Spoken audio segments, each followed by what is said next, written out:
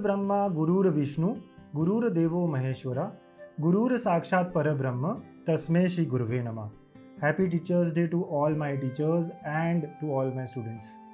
बच्चों, स्टूडेंट और टीचर ये दो वर्ड इरसेपरेबल है, सेपरेट ही नहीं कर सकते, राइट। हम लोग कितनी बार आपसे बहुत सारी चीज़ें सीखते हैं, आप भी हमारे टीचर हो।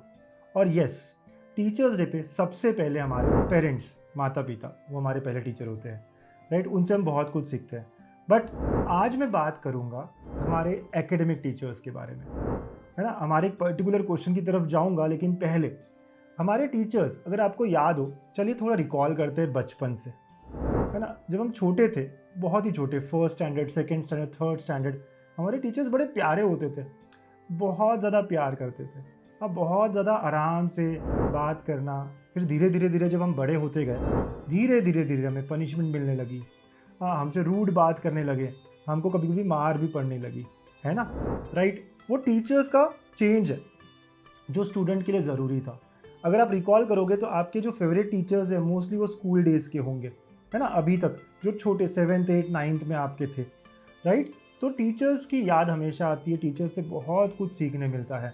11th 12th में जब आप आते हो तो 11th 12th के जो टीचर्स हैं वो भी आपके पीछे कि भाई पढ़ाई कैसे कर रहा है, क्या हो रहा है, क्या होगा, क्या करना चाहिए, बहुत खुद से गाइड कर देते। लेकिन अब आती है बारी जो है इंजीनियरिंग की, और जो आपका क्वेश्चन भी है कि सर हमारे कॉलेज के प्रोफेसर्स, हमारे इंजीनियरिंग के प्रोफेसर्स क्या उतने ही हेल्पफुल होंगे? जितना पुश हमें हमारे स्कूल टीचर्स करते थे, जितना हेल्प हमारे 10th 11th 12th के टीचर्स करते थे, उतना ही सपोर्ट, उतना ही हेल्प इंजीनियरिंग के प्रोफेसर्स करेंगे क्या? ये एक बहुत बड़ा क्वेश्चन है आप सब बच्चे जो मुझसे पूछ रहे हैं, राइट।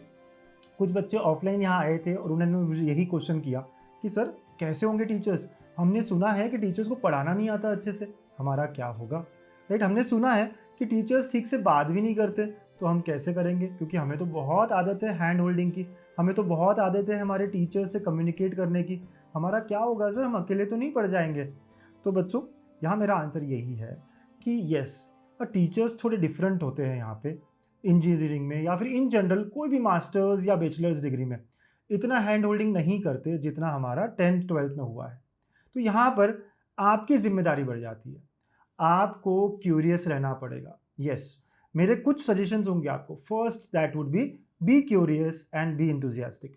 आपको क्यूरियस होना पड़ेगा, आपको इंथुजियास्टिक होना पड़ेगा, आपको कुछ करना है, कुछ अलग पता करना है। इतना सारा आपके आसपास है, इंटरनेट और एआई, आपको वहाँ से प्राइमरीली स्टार्ट करना होगा, शुरुआत खुद से करनी होगी।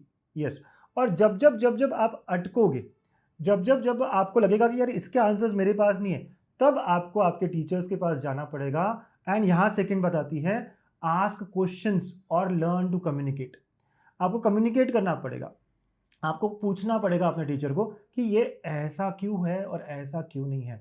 और जब भी आप पूछोगे, बच्चों ये मेरा भी एक्सपीरियंस है, खुद से नहीं बताते, लेकिन जब भी आप पूछोगे, टीचर्स, प्रोफेसर्स जो हमारे कॉलेज के हैं वो आपको पूरी तरीके से हेल्प करते हैं। टीचर्स बहुत नॉलेजेबल हैं इंजीनियरिंग कॉलेजेस में, बहुत सारे टीचर्स इतना अच्छा कर चुके हैं अपने फील्ड में कि आपको वो हर तरह की हेल्प कर सकते हैं। But the thing is you have to be curious and you have to learn to communicate. आपको पूछना पड़ेगा कि ऐसा क्यों हो रहा है, ऐसा क्यों नहीं हो रहा है। अच्छा, एक और बात, जब आप पूछोगे ना ये सारी बातें, तब भी वो आपको डायरेक्ट आंसर नहीं देंगे, कभी नहीं देंगे। वो आपको थोड़ा सा हिंट देंगे कि ऐसा करना है, because they want you to stand firm on your own. वो चाहते हैं कि आप खुद से खड़े हो, खुद से सॉल्यूशंस निकालो, क्योंकि आगे की दुनिया बहुत क्रूअल है, आपको खुद सर्वाइव करना है आगे।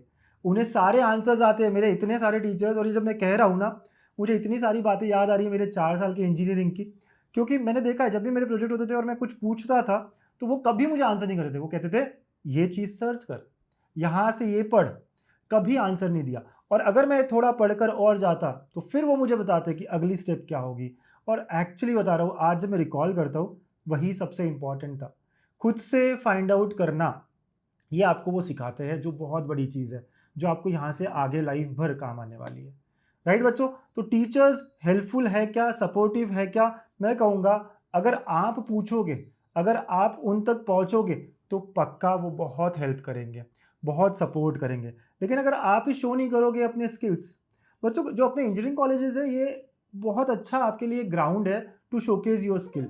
आपकी जो भी स्किल है, चाहे आप आर्ट में अच्छे हो, चाहे आप स्पोर्ट्स में अच्छे हो, चाहे आप डांस या कोई और फॉर्म ऑफ स्किल है अपने, वो सारी आप शोकेस करिए। आपको अलग अलग कैटेगरी के टीचर्स मिलेंगे जो आपको वहाँ पर मोटिवेट करेंगे to make career in those things. आप अगर डांस में अच्छे हो तो बहुत सारे यहाँ कॉम्पिटिशन्स होती है और बहुत सारे टीचर्स होते हैं जो इन कॉम्पिटिशन्स को असाइंड होते हैं। तो ये बहुत अच्छा प्लेटफॉर्म है इंजीनियरिंग का।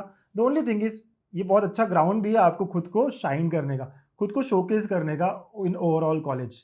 तो आपको बस दिखाना पड़ेगा, आपको पहुँचना पड़ेगा। अगर किसी को गिटार अच्छा आता है, किसी को वायलिन अच्छा आता है, he can be a good member of the team, क्योंकि ऐसी बहुत सारी टीम्स होगी जो पहले से बहुत सारे टीचर्स को असाइन होगी।